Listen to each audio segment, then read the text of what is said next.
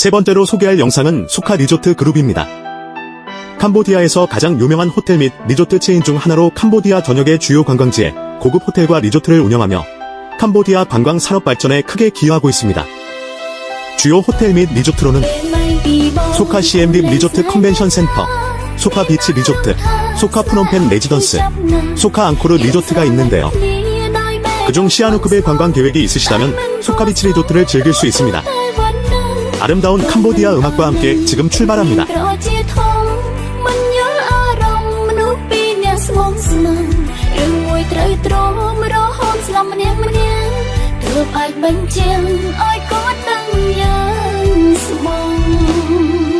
មានពីរនាក់តែចិត្តមួយស្មោកគ្នាទៅមកបាត់គ្នាហើយរកតើបែកគ្នាមិនដេចនឹងបានលះបងស៊ូស្លាប់ប្រាប់ខ្លួនអញហើយថាបងនឹងអូនមិនអាចឃ្លាប្រានទុំឧបសគ្គច្រើនប៉ុន្មានក៏ជុំនេះស្រឡាញ់បងជឿចិត្តបងកុំទន់ជ្រាយទ្រាំឈឺចាប់យើងមិនយូរមិនឆាប់គង់តែឈ្នះសូមរួលចិត្តគិតអ្វីៗល្អហើយបន្តប្រឹងស៊ូជំនះបើ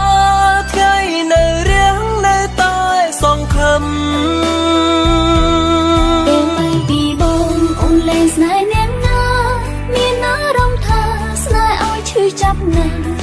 យើងស្រឡាញ់គ្នាដោយបេះដូងស្មឹងស្មង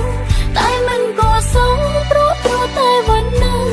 គូនមិនអនិនគិនមានក្រជាធំមិនយល់អារម្មណ៍មនុស្សពីរនាក់ស្មងស្មឹងរឿងមួយត្រូវទ្រាំរហូតស្លាប់ម្នាក់ទើបអាចបញ្ជាក់ឲ្យកូនដឹងយ៉ាងស្មងមនុស្សមានពីរនាក់តែចិត្តមួយស្មោកគ្នាទៅមកបាត់គ្នាហើយរកតើបែកគ្នាមិនដេចនឹងបានលះបងស៊ូស្លាប់ប្រាប់ខ្លួនអញហើយថាបងនឹងអូនមិនអាចឃ្លាប្រានទុំឧបសគ្គច្រើនប៉ុន្មានក៏ជុំនេះ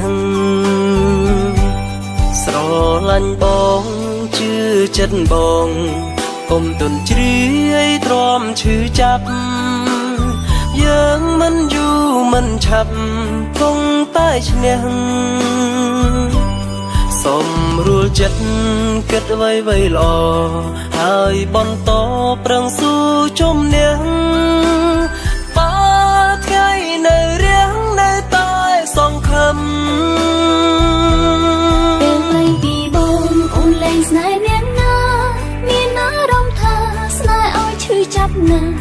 យើងស្រឡាញ់គ្នាដោយបេះដូងស្មឹងស្មងតែមិនគួរសងព្រោះតែวันនឹង